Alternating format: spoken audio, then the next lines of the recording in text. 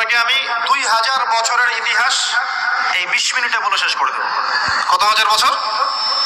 2000 বছর। ইহুদি কারা? ইহুদি আর বনু ইসরাইল কি এক? উত্তর না। ভালো করে কথাগুলো শোনেন, এগুলো বই পড়তে অনেক সময় লাগবে আপনার এবং ঘাটাঘাটি করতে অনেক সময় লাগবে, খুব অল্প সময় বুঝে নেন। ইহুদি বনু ইসরাইল এক নয়। বনু ইসরাইল কাদেরকে বলা হয়? ইব্রাহিম আলাইহিস সালামের ছেলে, এক ছেলের নাম ইসমাইল, এক ছেলের নাম ইসহাক। ঠিক আছে? ইসমাইল আলাইহিস সালাম থাকেন মক্কায়, সেখানে তাকে কেন্দ্র করে একটা সভ্যতা। এই বংশে সর্বশেষ নবী মুহাম্মদ সাল্লাল্লাহু আলাইহি ওয়াসাল্লামের জন্ম। তার মানে আমরা বনু ইসমাইল। আমরা কারা? বনু ইসমাইল। আমরা মুহাম্মদ সাল্লাল্লাহু আলাইহি ওয়াসাল্লামের কওম, উম্মাহ। আর এইদিকে আরেক ছেলের নাম হচ্ছে ইসহাক, যিনি থাকেন ওই শামে, ওই প্যালেস্টাইনে, ওই জেরুজালেমে, ওই জায়গা, ওটা শাম। ঠিক আছে? এবং ওখানে তিনি তার বংশ বিস্তার হচ্ছে। তার ছেলের নাম হলো ইয়াকুব। কি নাম? ইয়াকুব আলাইহিস সালামের আরেক নাম হলো ইসরাইল। ইয়াকুব আলাইহিস সালামের আরেক নাম কি? ইসরাইল। এবং তার সন্তানদেরকে বলা হয় বনু ইসরাইল। তার সন্তান অনেক। এই সন্তানদের মধ্যে একজনের নাম ইউসুফ। ঠিক আছে? তারপরে আসছে পরে ইউনুস। এই বনু ইসরাইলের মধ্যে দাউদ, মূসা, সুলাইমান, ঈসা ইবনে মারইয়াম। বলা হয় 1,24,000 নবী রাসূলের মধ্যে বেশিরভাগই এখানে এসেছে। তাহলে বনু ইসরাইল বলা হচ্ছে এই কওমটাকে। তা ওদের নাম বনু ইসরাইল থেকে ইহুদি হলো কখন? যখন তারা ঈসা আলাইহিস সালামকে স্বীকার করলো না তখন।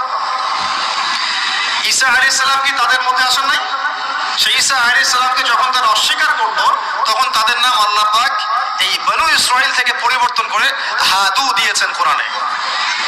কুল ইয়া আইয়ুহাল্লাযীনা হাদু ইন যা'আমতুম আন্নাকুম আউলিয়াউ লিল্লাহি মিন দুনিন নাস ফাতামান্নাউল মাউত। আছে না কোরআনে? অনেক জায়গা আছে। আল্লাহ পাক তখন তাদেরকে আর বনু ইসরাইল বলছেন না, বলছেন ইয়াহুদ। কি বলছেন? এই যে নাম আসলো ইহুদি। তো বনু ইসরাইল এবং ইহুদি এক নয়। বনু ইসরাইলরা ভালো ছিল এবং তারা ওই সময়কার মুসলিম ছিল। যখন তারা আল্লাহ পাকের আনুগত্য করেছিল, আল্লাহ পাক তাদেরকে সমৃদ্ধি দিয়েছিলেন, ঠিক আমাদের মতোই। আর যখন তারা আল্লাহ পাকের আনুগত্য করে নাই, পথভ্রষ্ট হয়ে যায়, আল্লাহ পাক তাদেরকে শাস্তি দিয়েছে। এক পর্যায়ে তারা যখন নবীদেরকে হত্যা করা শুরু করেছিল, অনেক নবীকে হত্যাও করেছে। যেমন জাকারিয়া আলাইহিস সালামকে তারা হত্যা করেছে, ইয়াহইয়া আলাইহিস সালামকে হত্যা করেছে। সূরা ইয়াসিন পড়ে দেখেন, ওখানে একই দিনে 3 জন নবীকে হত্যা করা হয়েছে। পড়ে দেখেন। তো মূল কথা হচ্ছে নাম চেঞ্জ হলো কখন? যখন তারা সত্য থেকে পথভ্রষ্ট হয়ে গেল, ঈসা আলাইহিস সালামকে তারা অস্বীকার করলো, তখন আর বনু ইসরাইল নয়, ইয়াহুদ। এখন তাদের মধ্যে একজন অন্যতম নবী ছিলেন দাউদ আলাইহিস সালাম। কি নাম? বলেন নাম, মুখস্থ করেন। তাদের নাম কি? আচ্ছা, দাউদ আলাইহিস সালাম ছোট, তখন 14-15 বছর বয়স হবে। আল্লাহ পাক মূসা আলাইহিস সালামকে বলেছিলেন, তুমি তোমার সম্প্রদায়কে নিয়ে এই জেরুজালেমে যুদ্ধ করবে। কাকে বলেছেন? মূসা আলাইহিস সালামকে। তুমি মূসা আলাইহিস সালাম তোমার সম্প্রদায়কে নিয়ে এই জেরুজালেমে গিয়ে যুদ্ধ করো। ওখানে আমালেকা নামে একটা সম্প্রদায় আছে, এরা খুবই শক্তিশালী। তবে তোমরা যদি ইমানদার হও, তোমরা এর উপর বিজয় লাভ করবে। এর আগ পর্যন্ত এরা কিন্তু ওখানে ঢুকতে পারে নাই। কথা বুঝতে পারছেন? আল্লাহ পাক শর্ত দিলেন, যদি যুদ্ধ করে জয় করতে পারো, তাহলে তোমাদের এই জায়গাটা তোমাদের। তো মূসা আলাইহিস সালাম বললেন তার কওমকে, চলো যুদ্ধ করি। তো মূসা আলাইহিস সালামের কওম বলছে, ইযহাব আনতা ওয়া রাব্বুকা ফাকাতিলা ওয়া ইন্না হাহুনা কাঈদুন। এই মূসা, তুমি যাও আর তোমার রব গিয়ে যুদ্ধ করো, আমরা এখানে বসে থাকলাম। কথা কি বুঝতে পারেন নাই? মানে এরা কোন কওম? ওই যে ফেরাউনকে ডুবে মরতে দেখেও বিশ্বাস করে না, বাছুর পূজা শুরু করে। আল্লাহ পাক একটার পর একটা নিদর্শন দেখান, তাও অস্বীকার করে। তাওরাত নিতে গিয়েছেন মূসা আলাইহিস সালাম, এসে দেখেন তারা বাছুর পূজা শুরু করেছে। মান্না সালোয়া আল্লাহ দিচ্ছেন, তাও অস্বীকার করে। মৃত থেকে জীবিত করেন, তাও অস্বীকার করে।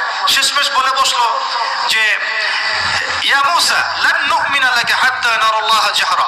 হে মূসা, আমরা তোমার প্রতি বিশ্বাস করব না যতক্ষণ আল্লাহকে সামনে দেখাচ্ছ আমাদের চোখ দিয়ে। এটা সেই জাত যে নবীদেরকে এত কষ্ট দিয়েছে। মূসা আলাইহিস সালাম যখন বললেন চলো, আল্লাহ পাক যুদ্ধের কথা বলেছেন, ওটা যুদ্ধ করে জয় করতে পারলে আমাদের হয়ে যাবে। তো বলছে ওখানে আমালেকা সম্প্রদায় আছে, এত বড় শক্তিশালী, তুমি যাও তোমার রবকে যুদ্ধ করো, আমরা এখানে বসে আছি। আর আমাদের নবী মুহাম্মদ সাল্লাল্লাহু আলাইহি ওয়াসাল্লাম যখন বদরের মাঠে 313 জনকে নিয়ে পরামর্শ করছেন কি করব, যুদ্ধ করব কি না। তখন আমাদের মুসলিম সেনা বাহিনীর মধ্যে যে সাহাবীরা ছিলেন, সাদ বিন মুয়াজ রাদিয়াল্লাহু আনহু, তিনি বলছিলেন, ইয়া রাসূলুল্লাহ সাল্লাল্লাহু আলাইহি ওয়াসাল্লাম, আপনি আমাদেরকে নিয়ে বদরের মাঠ কেন, যদি উত্তাল সাগরেও ছাপ দিতে চান আমরা সেখানেও ছাপ দিব। কত পার্থক্য, তাই না? তিনি বলছিলেন যে আমরা সেই কথা আপনাকে বলবো না যেই কথা মুসার কওম মুসাকে বলেছে, বরং আপনি যদি আদেশ করেন আমরা উত্তাল সাগরেও ছাপ দিতে পারি। এমনি এমনি তো বদরের যুদ্ধ আসে নাই, বিজয় আসে নাই, এইসব ইমানের কারণে এসেছে। এখনো কি এই মাজলুম ভাইয়েরা উত্তাল সাগরে ঝাঁপ দেয় না? তারা তাই করছে। ওইদিকে আসছি আমি পড়ে, এই জায়গাটা একটু বুঝেন। তো যুদ্ধ তারা করলো না। যুদ্ধ করলো না। আল্লাহ পাক শাস্তি দিলেন। কি শাস্তি? 40 বছর আল্লাহ পাক ওদেরকে একটা জায়গায় ঘুরপাক খাওয়ানো শুরু করলেন। সকালে উঠে একটা পাহাড়কে কেন্দ্র করে ঘুরতো, সন্ধ্যায় এসে আবার সেই জায়গায় থেমে যেত। এটাকে বলা হয় তিহ উপত্যকার 40 বছরের শাস্তি। সূরা বাকারার মধ্যে দলিল আছে। এবার মুসা আলাইহিস সালামের জীবনটা শেষ, ওনার হায়াত শেষ, উনি চলে গেলেন আল্লাহর কাছে। পরবর্তীতে নবী হলেন ইউশা বিন নুন। কি নাম? ইউশা বিন নুন। মনে রাখার চেষ্টা করেন, বলে যান না আবার। ইউশা বিন নুন একজন নবী। এবার ইউশা বিন নুনের সময় ওই বনু ইসরাঈলী বলছে যে আমরা যুদ্ধ করতে চাই, ওই জায়গা আমরা দখল করতে চাই। কোন জায়গা ভাই? কোন জায়গা যুদ্ধ করতে চায়? আচ্ছা, জেরুজালেম নিয়ে এত কথা কেন জানেন? কারণ এই জায়গাটা শেষ জামানার সবচেয়ে ইম্পর্টেন্ট জায়গা। শেষ জামানার সবচেয়ে ইম্পর্টেন্ট জায়গা 3টা, মুখস্থ করেন। কয়টা? এক হচ্ছে জেরুজালেম, 2 হচ্ছে মক্কা মদিনা, জানেন, আর 3 নাম্বার হচ্ছে কনস্ট্যান্টিনোপল। মানে কুস্তান্তনিয়া। কোথায় এটা? তুরস্কে। আরেকটা জায়গা আছে, এটাও অনেক বেশি ইম্পর্টেন্ট, সেটা হলো খোরাসান। সেটা কি? খোরাসান। এই 4টা জায়গার কথা মাথায় রাখবেন। পুরো বিশ্বের এই প্রেক্ষাপট এই 4টা জায়গাকে কেন্দ্র করে ঘুরতে থাকবে, এবং এর সেন্টার হার্ট হচ্ছে জেরুজালেম।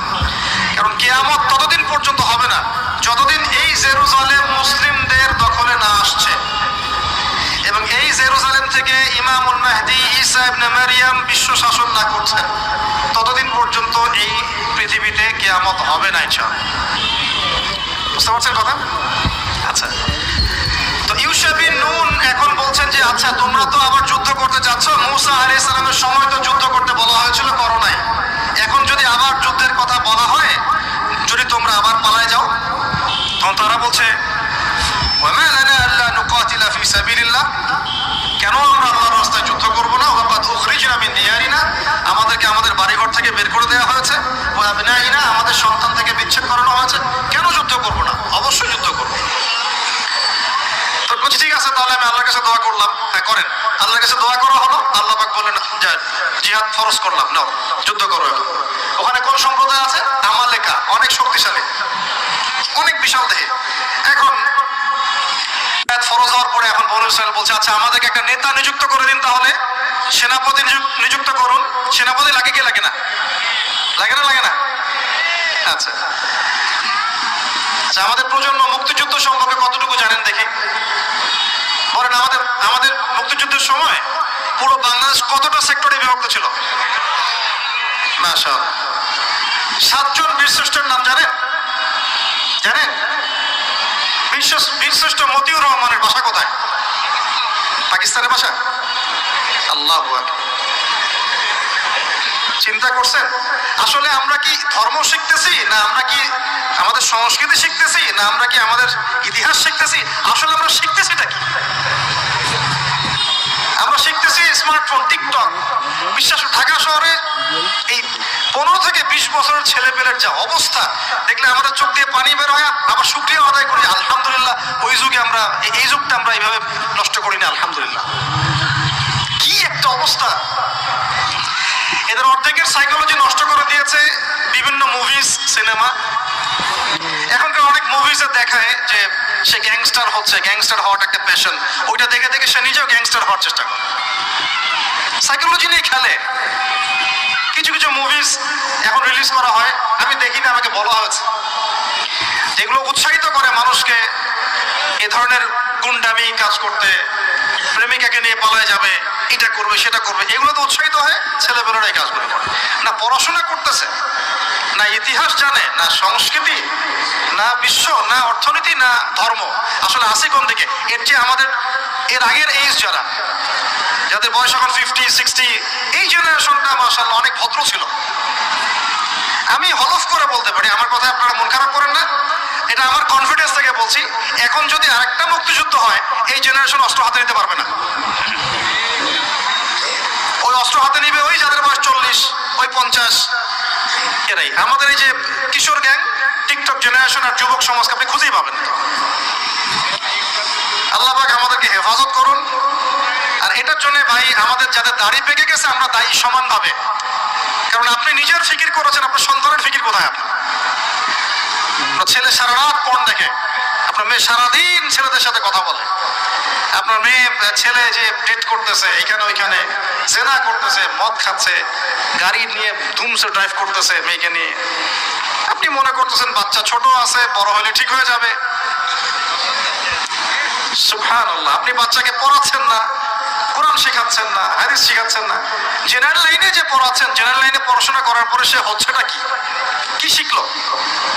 স্যারকে দেখলে থাপ্পড় মারে। এখনকার ছেলেপেলে অনেকে স্যারকে সম্মান করেন। স্যার নকল ধরে ফেলেছে, স্যারকে এক থাপ্পড় দিল। গুন্ডামি শিখেছে, গুন্ডামি, আদব, সবর, নীতি নৈতিকতা, এগুলো নাই, উঠে যাচ্ছে দিন দিন। আমি আসলে ওয়াজ করবো কি নিয়ে? দাজ্জাল তো অনেক বড় ইস্যু। সত্যি কথা বলতে দেখেন, আমরাও স্কুলে পড়েছি, কলেজে পড়েছি, কিন্তু আমরা তো বেয়াদব ছিলাম না। বেয়াদবি এক জিনিস আর দুষ্টামি এক জিনিস। আমরা দুষ্ট ছিলাম, খুব দুষ্ট ছিলাম, দুরন্ত, খেলাধুলা পছন্দ করতাম, দুরন্ত, দুষ্টামি করতাম। স্যারদের সাথে আমাদের একটা ফ্রেন্ডলি সম্পর্ক ছিল, বন্ধুর মতো, কিন্তু আমরা কখনো বেয়াদবি করি না। এখন দেখবেন ওয়াজে আলেমদের সামনে গিয়ে বেয়াদবি করতেছে, ওলামায়ে কেরামের সামনে যে একটু মানে ভদ্রভাবে কিছু কথা বলে মাসালা জিজ্ঞাসা করে, ওখানেও গিয়ে বেয়াদবি করতে, কথা বলাই জানে না কিভাবে কথা বলতে হয়। আল্লাহর ওয়াস্তে ভাই, আকীদার আমলের এই যে আখলাকের সংশোধন করেন, না হলে আমাদের সামনে মহা বিপর্যয় অপেক্ষা করছে। আল্লাহ পাক আমাদের সবাইকে কথাগুলো বোঝার তৌফিক দান করুন, বলি আমিন। অনেক লম্বা হয়ে যাবে, ওদিকে যাচ্ছি না, মূল জায়গা থেকে একটু শেষ করে দেব। আপনারা অনেকক্ষণ ধরে অপেক্ষা করছেন, একটু খেয়াল করেন। তাহলে ইউশা বিন নুনের কাছে এখন এরা বলছে নেতা দাও, নেতা। ইউশা বিন নুন বলছেন ঠিক আছে আমি দোয়া করলাম, আল্লাহ পাক তালুতকে নেতা বানালেন। কাকে? তালুত। এখন বনু ইসরাইল বলছে ওর নেতৃত্ব আমরা মানি না। কেন মানো না? যে ওর তো টাকা পয়সা নাই, ওর তো স্ট্যাটাস নাই। যে আমাদের কাছে নেতৃত্বের মানদণ্ড যেগুলা, আমরা টাকা পয়সা থেকে নেতা মানি না। আপনার টাকা নেই, আপনি নেতা হতে আসছেন কেন? আপনার স্ট্যাটাস নাই, আসছেন কেন? ও বনু ইসরাইল একই কথা বলছে, ওর তো টাকা নাই, স্ট্যাটাস নাই, নেতা হবে কেন? তখন আল্লাহ পাক বলছেন যে ওয়াজাদাহু বাসতাতান ফিল ইলমি ওয়াল জিসম। আল্লাহ পাক তো তালুতকে দুটো কোয়ালিটি দিয়েছেন। আল্লাহ পাক তাকে শারীরিক শক্তি দিয়েছিলেন এবং জ্ঞান দিয়েছেন, প্রজ্ঞা এবং জ্ঞান দিয়েছেন। তার নেতৃত্বের মানদণ্ড কয়টা এখানে পেলেন? দুটা। শারীরিক শক্তি থাকতে হবে ঠিকঠাক, ফিজিক্যালি স্ট্রং না হলে তো সে ডিল করতে পারবে না, আর মেধা থাকতে হবে, জ্ঞান। আসলে কি এই দুইটা এখন নেতৃত্বের মানদণ্ড? সুবহানাল্লাহ। অদ্ভুত সিস্টেম বিশ্ববাসীকে দেওয়া হয়েছে, বিশ্ববাসীকে একটা অদ্ভুত সিস্টেম দেওয়া হয়েছে। একজন মেজর, একজন কর্নেল, একজন বিসিএস ক্যাডার মানুষ এমন একজন মানুষকে স্যালুট করে যে মানুষটা অক্ষর জ্ঞান নাই, নামও স্বাক্ষর করতে পারে না, এবং সে বিভিন্ন জায়গায় দুর্নীতি করে আসছে, টাকা পয়সা লুটপাট করে আসছে। একজন বিসিএস ক্যাডার এবং একজন আর্মি অফিসার, একজন জেনারেল, একজন মেজর তাকে স্যালুট করতেছে।